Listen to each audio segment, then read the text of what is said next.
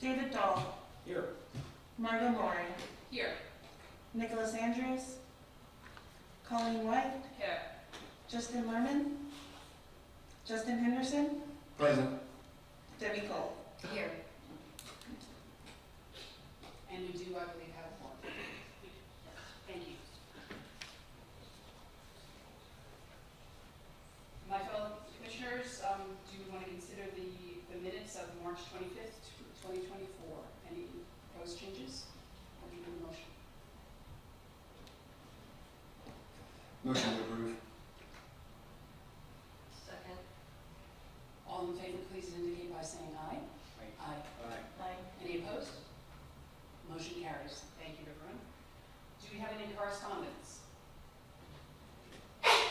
Yes, we have a short email to hand out.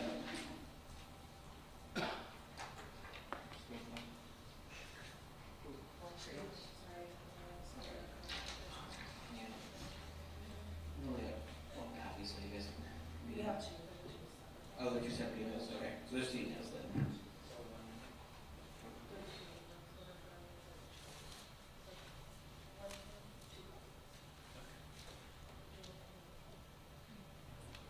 So do we need to read into the record who's one or two or any of those things? There's all records. Just this one? Okay. All right, thank you. Do any of my fellow commissioners have any ex parte communications to disclose? See none? I see none. Do we have any old business? No old business. Okay, well then, let's begin with new business, PC 0524. Through the chair, this is PC 0524. It is a conditional use application for a property located at 1300 Beach Boulevard. It's a conditional use application for outdoor restaurant seating at an existing restaurant for a property located in the Commercial General C2 zoning district pursuant to section 34343D 14 of the Land Development Code. The subject property is an existing restaurant location located in the Commercial General C2 zoning district. The subject property is located in a unit at the 1200 Beach Boulevard building with the specific address of 1300 Beach Boulevard. The shopping center is located between Beach Boulevard to the north, Shetter Avenue to the south, Penman Road to the west, and 12th Street south to the east. The subject site is part of a large commercial strip center that occupies one tenant space, which includes a large outdoor patio. The site was most recently the location of Minibar Donuts. Currently, the site is occupied by the new taco restaurant, Talking Taco. The site, being a portion of a larger shopping center, has adequate parking as each tenant space was calculated and accounted for in the overall parking design.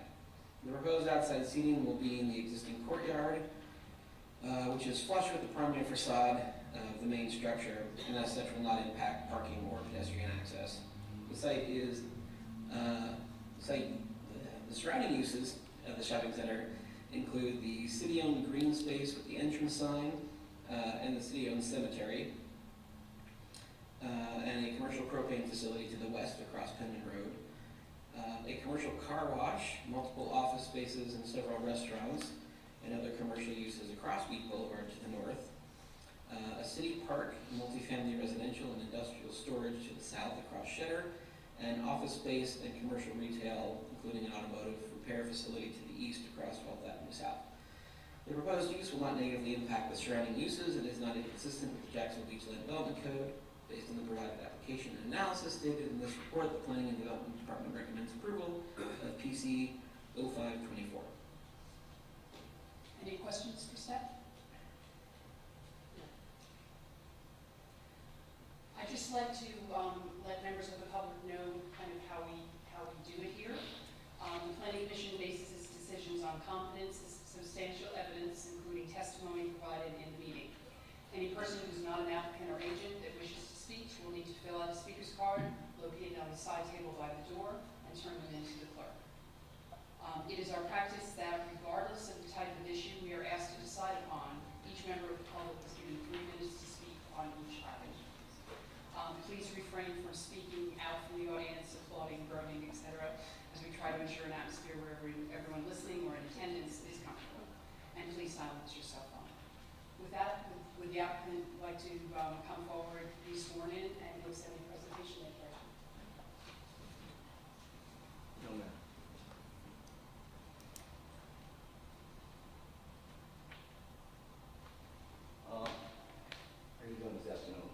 raise your right hand and state your Sure. name and address?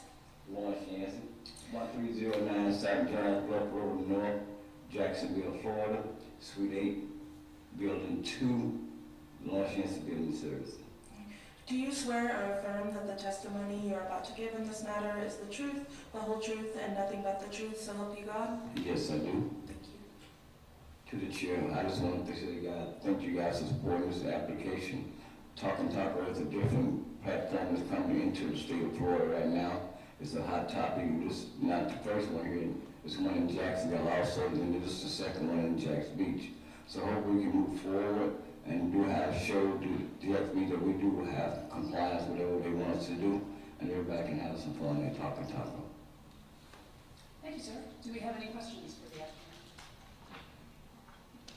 Thank you very much, sir. Thank you. Is there any discussion?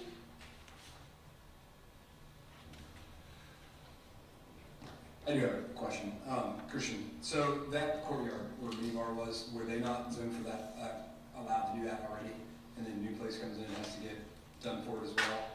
And- I don't know that Minibar ever did go through that process, because they really just had a couple of seats and like outdoor games there. They didn't really use it for outside seating much. Okay. And I'm assuming there'll be some sort of, they go with normal noise restrictions with that, can't have a band playing out there till 2 a.m. in the courtyard. Right, yeah, that would be something they'd have to apply for if they wanted extended hours or outside non-amplified music. It's a separate process through the police department. Just wondering, the next tenant that goes in there, it's the same, are they gonna be asking the same permission for the same space when it's an enclosed area that's kind of, seems to be part of their leased property anyway, it's just, Yeah, unfortunately, the way the code reads, they're non-transferable, so every time the applicant comes in, they have to get a new approval as they change. And depending on the restaurant, the amount of usage and things like that might be different, so there might be a reason that makes sense, but that's the way the code is written, so each new tenant has to come in. Question. Yes. Ms. Coakley, do you have a copy of David Smith's email? Yes. What do you make of that? I think that pertains to the next item. That's Oh, okay. 24.99. There you go, I'm all over it. But we can definitely discuss that at the next one. Okay, thank you. No, We only have one copy, so we're sure. we had two. I think they're the same ones, just, yeah.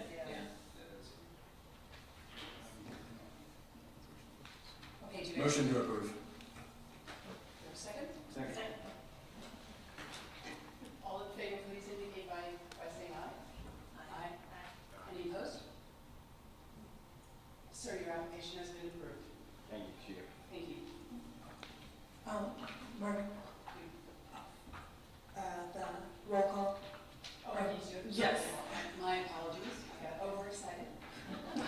Where do you have a roll call vote, please? David Dahl, Yes. Colleen White, Yes. Justin Henderson, Yes. Debbie Cole, Yes. Margo Moran. Yes. Right application. So it's still, improved even better. Okay, may we proceed to the next item, please?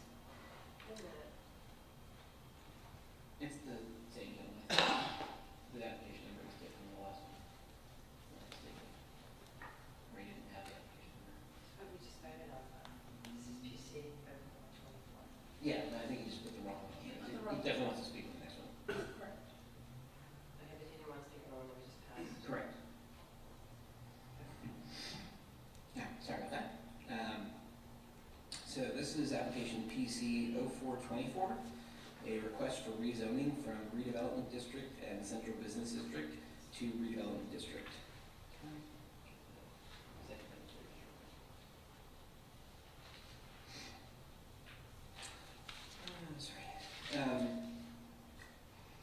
So the property is located at 602 First Street North, 123 Fifth Avenue North, 129 Fifth Avenue North, and 135 Fifth Avenue North.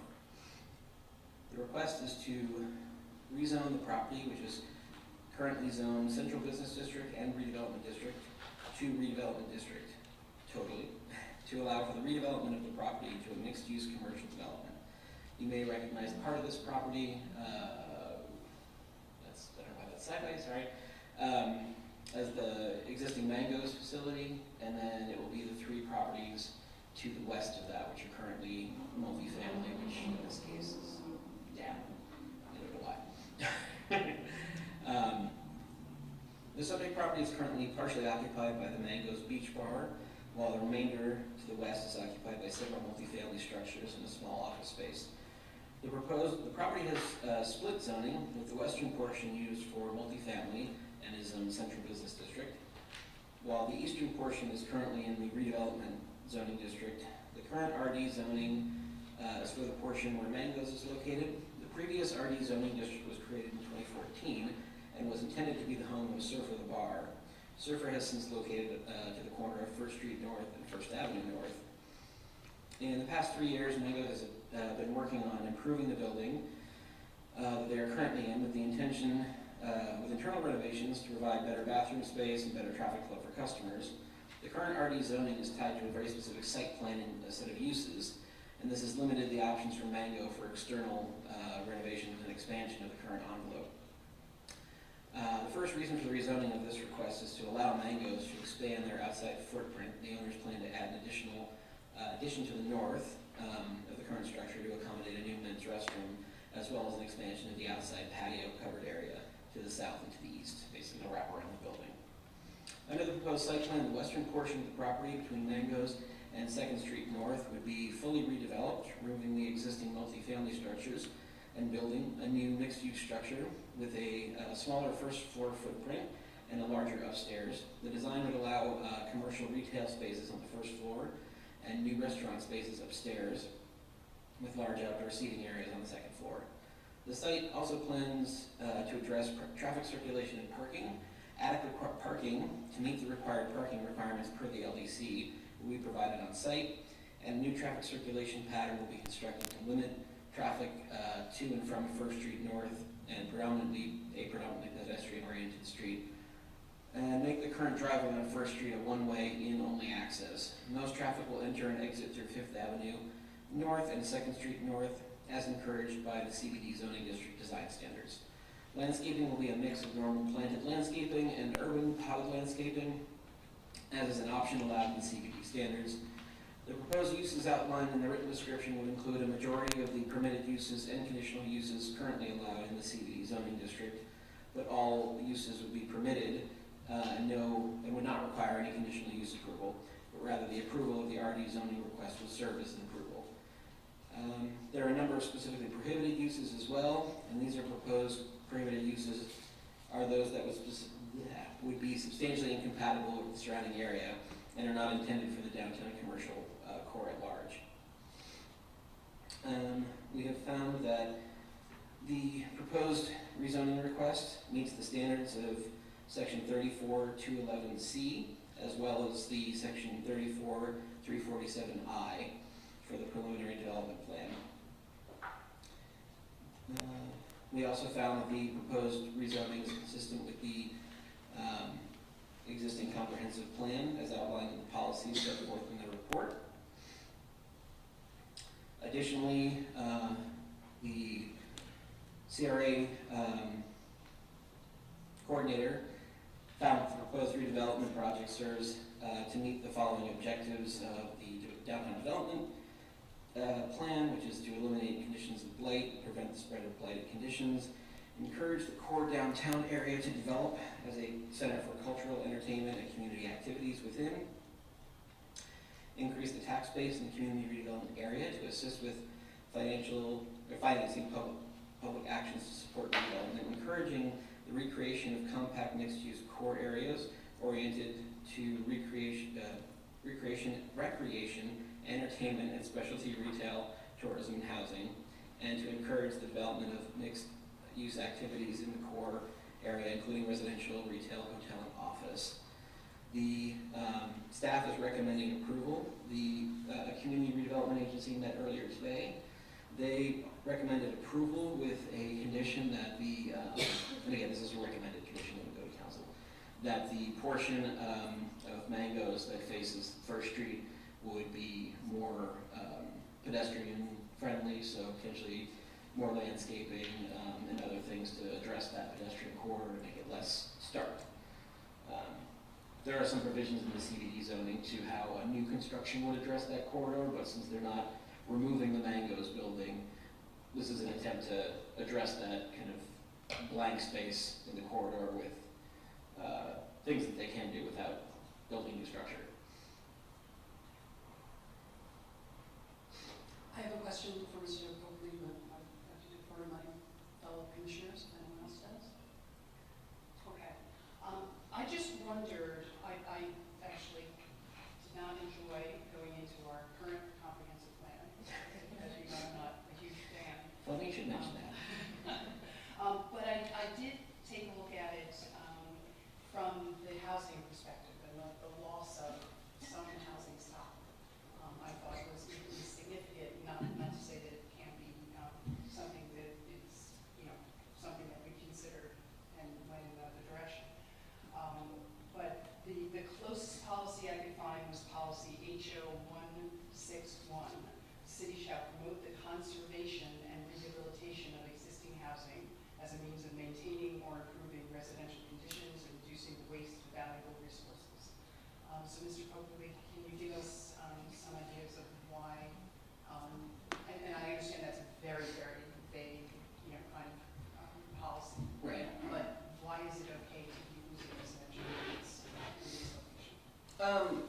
I would say that policy is generally applied citywide, and there are other provisions in the comp plan that encourage commercial spaces to congregate in the downtown, as well as to put commercial in commercial categories, as opposed to some of our mixed use, like what's it called? Sorry, multifamily districts allow limited amounts of commercial, as do some of the single-family districts. So my take would be that it's been the priority of council as well as the CRA to promote commercial development in the downtown and make it a more commercial-oriented area as the policies in the redevelopment plan. So I think the greater goal at this point related to downtown is that that would be where you'd want your commercial properties for local residents and tourists, as opposed to in the outskirts and other areas.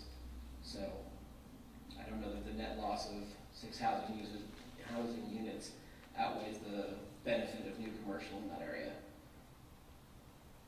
Okay, I just wanted to have something kind of on the Sure. record that we considered it. My fellow commissioners, any discussion? Okay.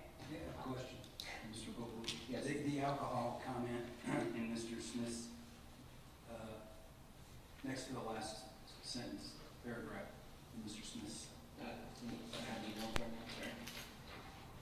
Now, should we hear from the applicant before we have that discussion, or is this would be a question about the planning report? So, I'm not, I'll hold it if you want. I can address it really quickly. So it does seem related. yeah, the existing Mango's facility doesn't meet the current alcohol separation requirements, and it's an existing use, so we wouldn't force compliance with that because that would require, in essence, relocating the building.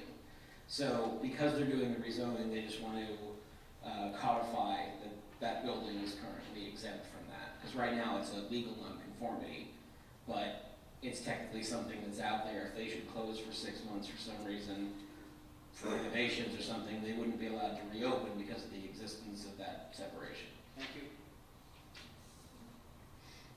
Any further questions on the planning report?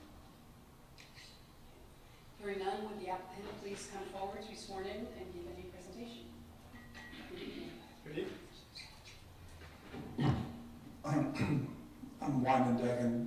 My address is 1301 River Place Boulevard, Suite 1500. I'm an attorney representing the applicant, who is here. Mr. Stagg is here as well for questions.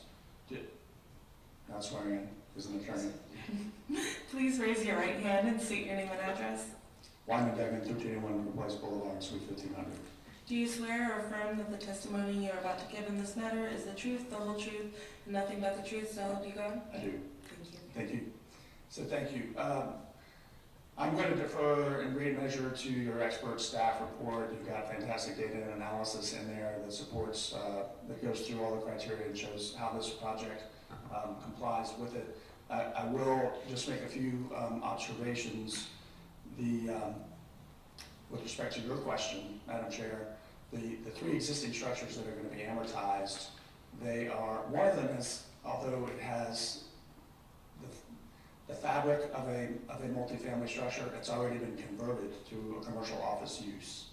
And then the other two are older, smaller multifamily structures. And I'm sure that there is more of an emphasis on preserving that stock in a smaller beachfront community than there would be, in the city of Jacksonville, and I understand that. And when it's being amortized for this, but this is where you would want commercial infill redevelopment to go.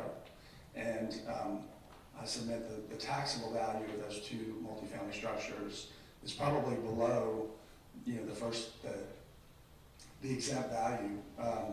I'm not sure how much revenue the city is getting off of those two structures because of their small size and their older character. And then again, on the back side, remember this is an entire block between First and Second, Fifth and Sixth. The entire north half of this block that fronts Sixth is a retail strip center today. So I would submit that those two multifamily structures are really kind of remnant artifact. And this is your staff commenting.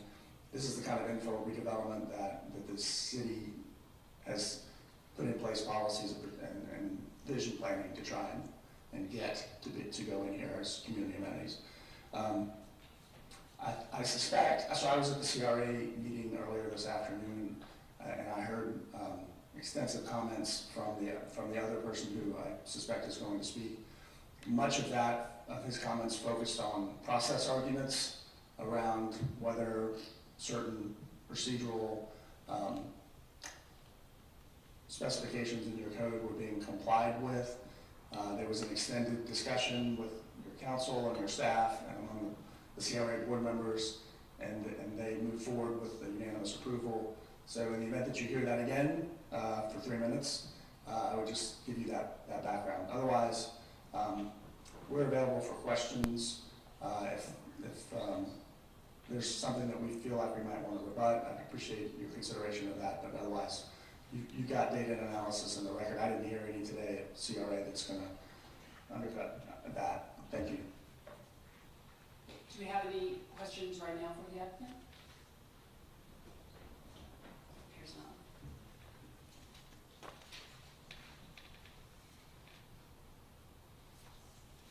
I'll now open the public hearing. Do we have any speakers? David Smith. Mr. Smith, do you have speakers?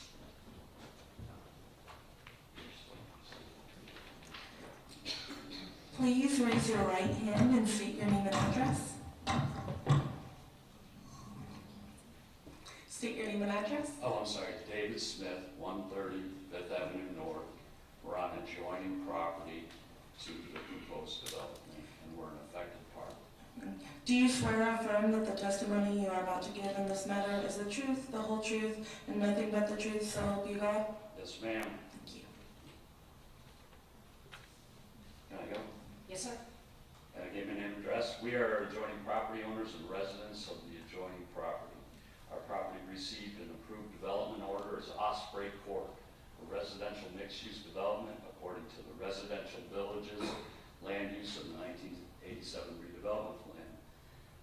I got the wrong application number on here. I'd like to correct that. The application for PC 2404, is that right? Yes. Thank you. Is not in compliance with the comprehensive policy LU 1.3.3, which states, the city shall support and encourage redevelopment of the core downtown area. That area with its central business district CBD zoning district boundaries in accordance with the downtown vision plan. And the rest of it you can read yourself. I'm going to save some time for this up. According to the redevelopment agency contracted attorney, Clifford B. Shepard, the redevelopment objectives section in the original plan is still effective, and those are the objectives that you just heard, or in the staff report. but secondary to the objectives laid out in the vision plan. Vision plan objective, ensure enforcement of alcohol ordinance through compliance, through regular checks and enforcement details. The application requests exemption from the alcohol ordinance compliance. Does not meet the objective of the vision plan to ensure compliance with our alcohol ordinances, and therefore is not in compliance with the associated comprehensive plan policy LU 1.3.3. What our concern is, the way that it's written, bars would be a permitted use over the entire property. It says that bars are a permitted use for this redevelopment district.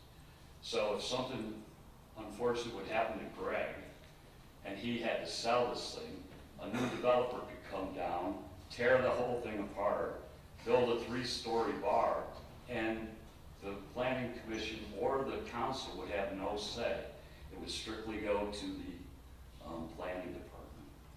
And to answer your question quickly, if I may, about the residential use, if this thing's approved, it becomes part of the redevelopment plan by our comprehensive plan.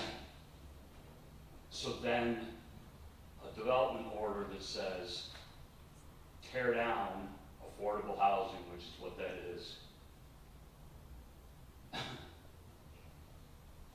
becomes part of the plan. Florida statute requires, just could you give me 30 more seconds, I've been asking you. Thank you. Florida statute requires that if you are eliminating affordable housing in your redevelopment plan, you have to propose a replacement. And that's not been done. Thank you. Appreciate the extra time.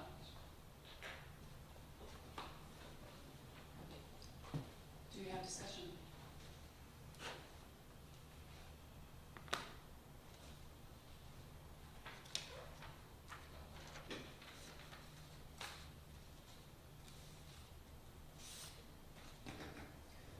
I have some questions. So, just clarifying it for me, because I wrote the short bus here. But, so we're taking down 3 2-story multi-unit complexes. We're putting up a shopping center of sorts with mixed-use commercial residential, right?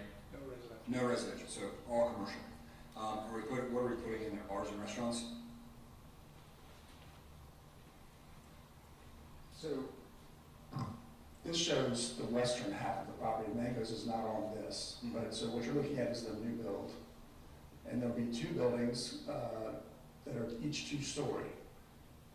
So what you're seeing is on the right-hand side of this is the ground floor plan view, and then on the left-hand side is the 2nd-story plan view. So they will stack. So the plan is the ground floor of these 2 new buildings will be office or retail. And then some back of house for the restaurant, like a cooler, ancillary loading, the loading areas. And then the 2nd story will be one continuous story. And it will have restaurant uses both inside and outside seating. That's the plan of development for the west half of the property where the new build will go. Okay. And then Christian, so if I'm reading this right, so the plan is we change it from current zoning to redevelopment, so then they don't have to necessarily keep going back for rooftop seating, outdoor dining, all that then automatically becomes approved? Correct, yeah, it would be similar to what was proposed with the gallery project. And then at that time, the neighbors across the street had some requests for how that was oriented and where the outside seating could be, that kind of thing. So you can certainly, condition it in that regard or suggest conditions if you'd like. Yeah, the intent is to be, part of that commercial core. I will say that, just a couple comments real quick since we're on the subject. The CRA, the agency, are the ones that administer that plan, and they thought that this was in keeping with that plan. The RD designation is tied to the site plan. So if they did want to do something completely different, not build this building, knock down Mangoes and put in one very large bar, they would have to come back through this process because the RD rezoning ties them to the site plan, unlike a traditional zoning. So there is some protection there. And then, as you guys know, there are only a limited number of quota spaces allowed in the entire city. They're all taken up. So anything that goes in here that wants to serve alcohol must be a legitimate restaurant to be able to get an alcohol license to serve full alcohol. So there are some protections in place in that way. So I know in the report, it said that they had enough parking. Yeah, so the project will have multiple uses. And in our land development code, if you have 3 or more commercial uses, you get a shopping center designation. Mangoes itself currently doesn't meet our parking standard because bars have an exceptionally high parking standard. But the building's very small, and this will provide a lot more additional parking. So in combination, it really provides more parking than they have anyway. And they're going to do some work with one of the lanes that goes underneath the building will actually be a valet space. So there'll be valet parking in addition to that.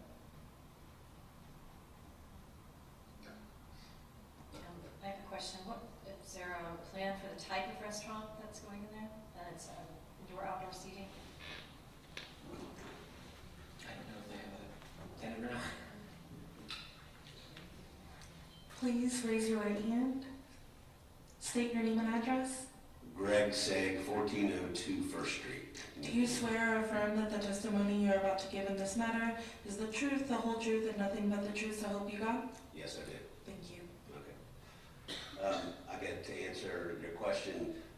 In the process that we're at right now, the development, I have the whole restaurant designed and waiting to see the progress through the hearings, but that the goal of the type of restaurant to be a higher end coastal restaurant. I've been in the hospitality business for 30 years in Jacksonville, started Harry's downtown, and I own Salt Life and various other restaurants and 3 or 4 in St. Augustine as well. So it would be built and operated with high quality standards as expected, and I would say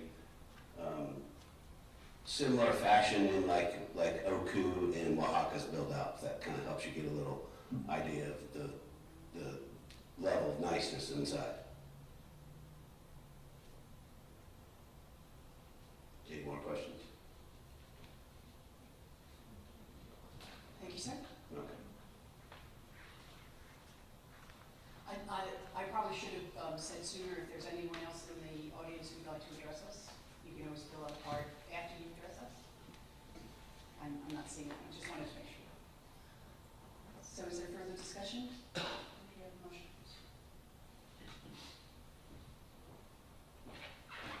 Motion to approve. Just as a reminder, you guys are making your recommendations, so this will go to council after this for 2 readings as well. So does that mean we're doing a roll call vote, or we're doing? I would still do a roll call vote, but just to let you know. Okay. So we have a motion to approve, is there a second? A second. Do we have a roll call, please? Colleen White. No. David Dahl. Yes. Justin Henderson. Yes. Debbie Cole. Yes. Marva Mooring. Yes. Your application has been approved.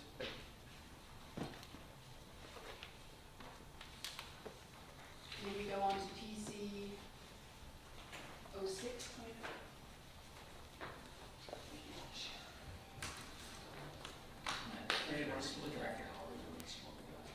Good evening, Commissioners. Good to see you again. Heather Ireland, Planning and Development Department.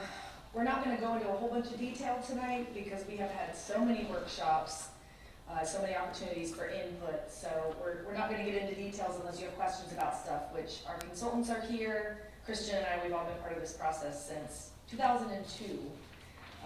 Got a list of all the workshops that we have had since then, in case it comes up.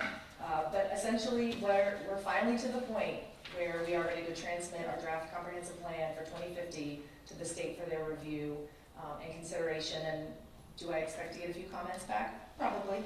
But I think all in all, we've taken all the concerns and issues and desires of the community that we heard at all these workshops and all the things that happened before that, and I think that what we've provided is a updated plan that meets statute, meets all the community goals, the vision, the mission, and the strategic plan that council has provided for the community. So I'm not gonna stand up here and talk all night, but I am gonna turn it over to Blair and Sophie from Kimley Horn. We're just gonna kind of cover a little bit of information with you, and then we can Q&A all night, but not too late.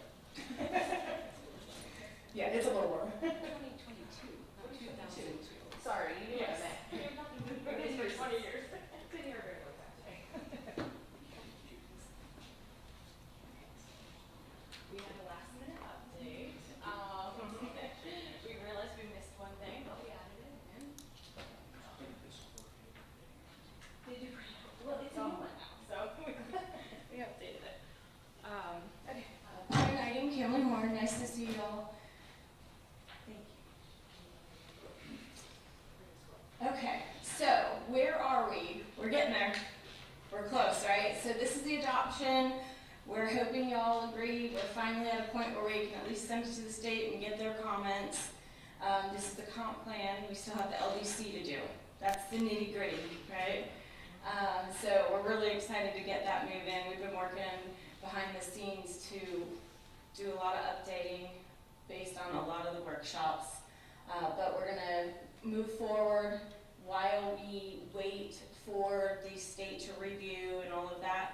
We are going to continue with the LDC workshops. So that'll be next, so stay put for that. So project kickoff, we started the website in 2023. We had 2023 workshops. We had workshops with the citizens, workshop with the boards, workshops with the business owners, workshop with city council, staff workshops, and we did specific topic workshops with city council because there's some hot button items, parking standards, supplemental standards, and district standards that we wanted to talk to them about. And then we did another round of workshops, and these 2022 and 2023. So we did citizen workshop, business workshop, board workshops, and city council workshops again. So we went 2 rounds, and now we're here to do the draft plan. So the next would be we get back the plan from the state, and hopefully we have final approval, which would be great, May 6th.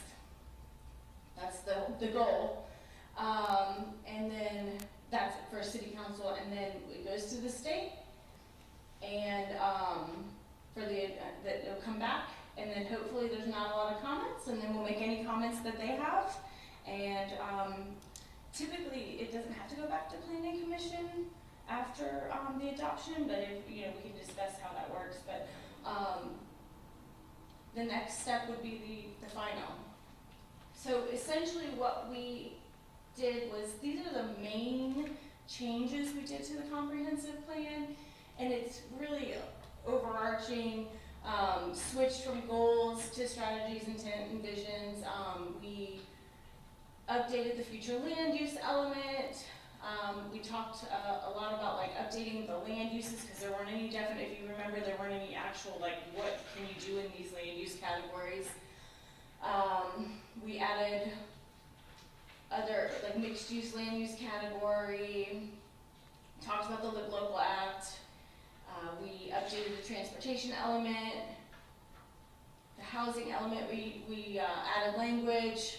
We wanted to make sure we talked about the missing middle. We added a whole definition section because that was a really great suggestion. I think your board suggested that. We added updated language for the public facilities.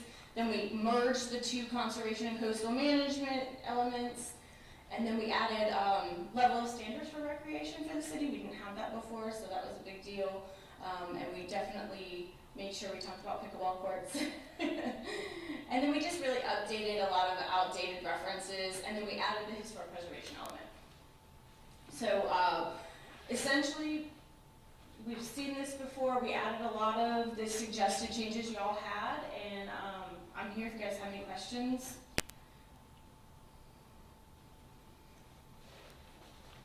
Do you have questions? There's an awful lot of meetings that happen. Why we do it. A lot of meetings. Yeah. Sorry I had to go through all that, but wanted to make sure that's why we're here. You know, we vetted it. We're pretty good. We're happy with it. So, and it was mostly an update. It was not a rewrite, right? So we were just updating, make sure it was, you know, accurate. It had updated references, and it really was with the times. Okay. All right. I'll sit down if you have any questions. Do we have anything to discuss? Any questions for staff? Do we have a motion?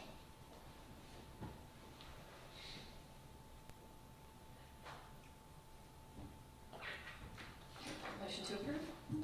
Second. May we have a roll call, please? Colleen White, Yes. David Dahl, Yes. Justin Henderson, Yes. Debbie Cole, Yes. Margot Mori. Yes. You're more excited than I am. I'm more excited about like making it actually look good instead of this black and white document. But Yeah, I've been here just about 3 years, and it's the first thing Margot said to me is, "When are we doing the comp plan?" So, here you go. If I may, Madam Chair, like Blair mentioned, we're gonna set up a whole nother round of workshops to dig into, if you use the word nitty gritty, of the LDC. We've already talked about a lot of it, so this next round of workshops will really be presenting to the boards and the community and eventually council what our recommendations are. I know we talked about them a lot, but we're gonna actually like show them to you on paper next. So hopefully, like she said, if it all lines up, while the state's reviewing, after we get their comments back, let's say they have none, and we have 180 days to adopt. So that's 6 months for us to hammer down the stuff in the land development code, so. And the comp plan will be a lot prettier. They've really worked up some really pretty graphics to kind of go along with it, so.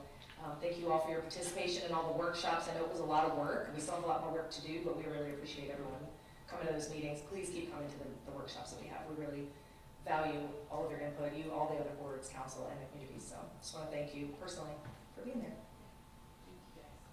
Well, thank you for all your work. May we have the planning department report, please? You have your next meeting scheduled for May 13th. I'm pretty sure we have items for that, but I will certainly let you know if we don't. But I'm pretty sure we've already advertised something, so